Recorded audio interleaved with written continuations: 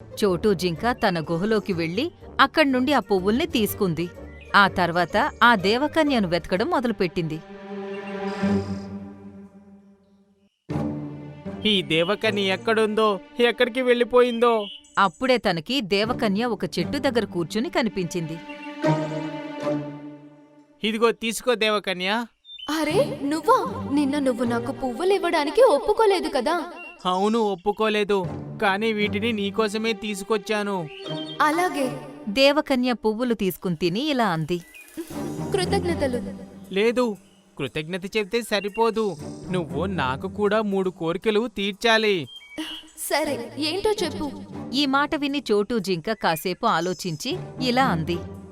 ఆహారం కోసం వెతకడం చాలా కష్టంగా ఉంటుంది. అందుకే నువ్వు ఒక పని చెయ్యి. నేను నించున్న చోటే చాలా రుచికరమైన పళ్ళ చెట్లు నాటు. రకరకాల పళ్ళున్న చిన్న చిన్న చెట్లు కూడా. అప్పుడు నేను రోజంతా ప్రశాంతంగా కూర్చొని తింటూ ఉండాలి. అలాగే. దేవకన్య మంత్రదండాన్ని తిప్పగానే రకరకాల పళ్ళ చెట్లు ప్రత్యక్షమయ్యాయి.